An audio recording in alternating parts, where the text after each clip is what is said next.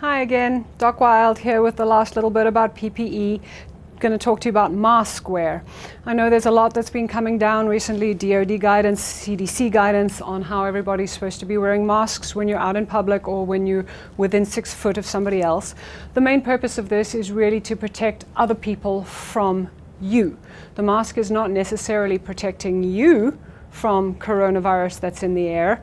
It does offer some protection, but that's not its goal. The goal is for you to be covering your face so that you're not spreading coronavirus to other people.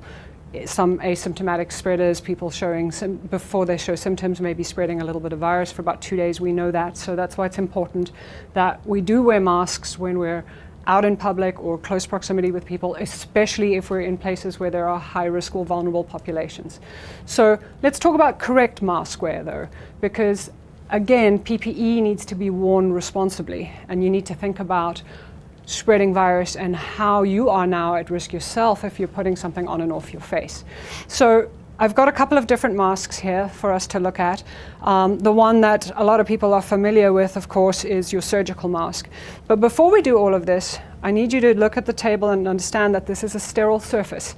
This is a sterile surface that has come out of a sealed container from the hospital clinic, and this is a mask that has come out of a sealed container as well. So this is a sterile surface, and that's what you've always got to be starting with, right? You've got to clean down a surface before you're putting anything on it. And again, hands. Clean hands are the most important thing every time with SARS-CoV-2. This hand sanitizer has 65% alcohol, and that's important. It's also important that you are using an ample amount, right? I know there's a shortage of hand sanitizer, but it's very important that you're using the right amount, not too little, and making sure that you get between your fingers and cleaning your hands very well, getting every surface before you touch anything else. Especially important for mask wear, right? Because if my hands have touched multiple different surfaces and I have SARS-CoV-2 virus, COVID-19 virus on my hands, and now I touch a mask that I'm going to put on my face, that's a big deal, right? So you do need to make sure that A, your mask is on a clean surface, and B, your hands are clean, and try not to touch it too much by the inside or the outside.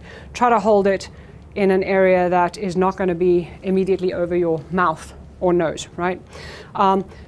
With regard to the surgical masks, these are in shortage globally, which is why we're encouraging people to use cloth masks, right?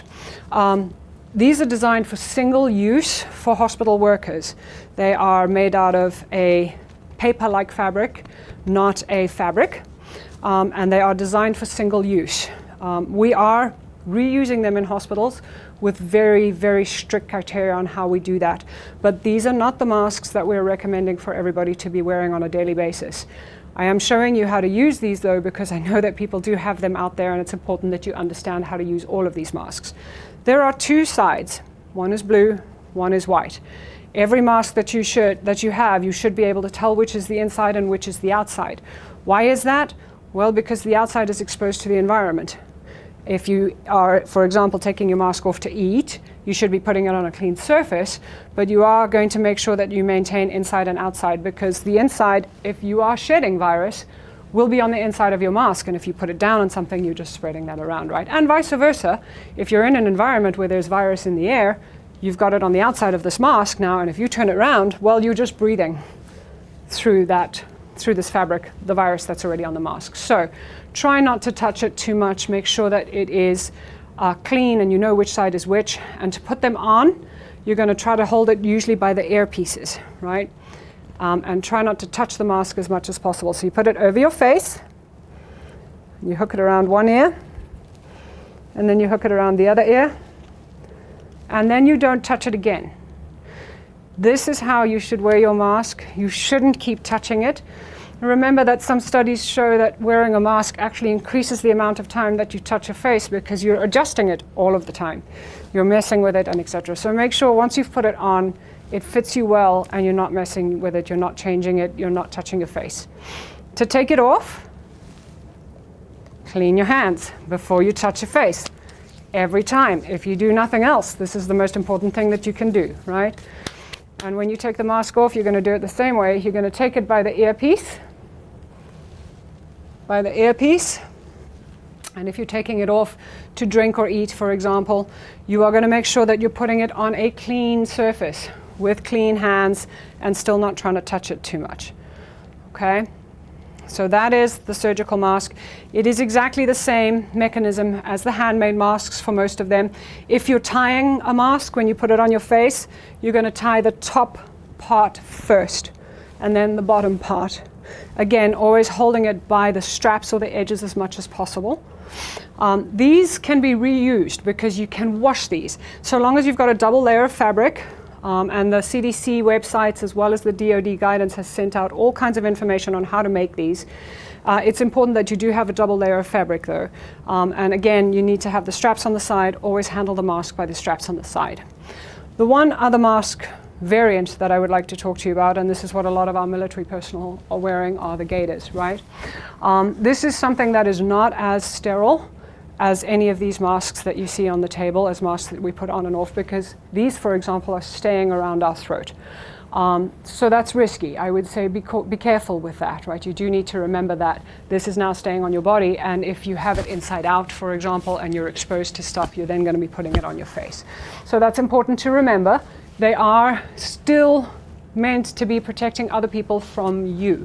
So that's the most important thing for you to remember here when you're wearing these kind of face coverings, is that really the goal is to kind of prevent everybody from shedding it, right? So if you're wearing this over your face, it's to prevent somebody else from getting the virus from you. So what's important with that is making sure that you've got at least a double layer. And for a lot of these, they don't. So if you're not wearing some of the thicker grade ones, make sure that you are doubling this over. And that's how you would want to maintain it, and make sure that you try to keep that side in. Again, I had cleaned my hands before you touch this, and that's the same thing. Before you touch anything to put a mask on, you're going to make sure your hands are clean. Good amount of hand sanitizer. And then touch it from the sides. Try not to do too much finger touching to the front of the mask as much as possible. And then you're going to fold that up over your face. Okay? Again, try not to touch the mask as much as possible, but make sure that you've got a good seal. Now, these are great for that, because a lot of these masks, you've got openings on the side and etc. These give you a better seal, so that's definitely one of their advantages. If you're making sure that you've got a double layer, they do actually help with protection the whole way around, right? So that's one of the better things with these kind of masks. I'm going to show you one last thing, and that is how to put glasses on. You would usually put eye protection on after you've got a mask, and there's only certain times that you're going to need eye protection. That would be, for example, if you're cleaning a surface that might have high splash. Medical workers obviously will wear it fairly frequently because we are dealing with splash zones and procedures that increase our risk. So you will see people wearing face shields and eyeglasses in medical facilities. But for the most part, you would be wearing them if you were cleaning areas where there was a risk of high splash zone or something along those lines, right? So again, hands clean. These are sterile. Again, on a sterile surface, as you can see. Touching the outside the same as the mask. You always want to touch the outsides, and then you just go ahead and put your eye protection on. So this would be full PPE, for example, to clean an area, or if you were at any risk of sort of splash in your eyes. But otherwise, the eye protection is really reserved mostly for medical personnel or for people who are cleaning, food personnel, things that would be splashing in eyes and etc. The same as when you're removing, clean those hands from the side. Try not to touch your face, the front of your face, as much as possible. Clean your hands.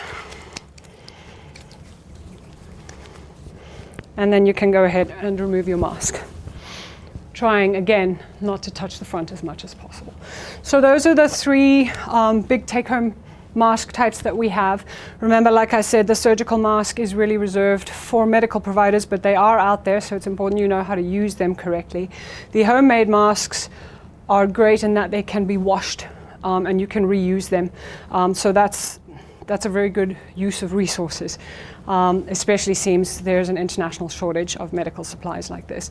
And these masks, like I said, be careful with your use of them. They're very appropriate to stop you spreading the virus, but you do have to just make sure that you're cognizant of the fact that if you're putting them around your neck, that you're watching that they're staying in a way that the inside is to the inside and you're only touching it with clean hands as much as possible. My recommendation for these would be, though, if you are wearing them, keep them on and don't be taking them off too much. So that's pretty much it from me. I hope that answers some questions, and we'll keep educating and talking about the changing guidelines, because I know things change rapidly with this virus. But together we can definitely stop the spread. Together we are stopping the spread. And every time you put your mask on, think about how we're flattening that curve, and flattening that curve is saving lives. And that's what this is all about. So keep doing what you're doing, and I'll be here every step of the way with you. Thank you.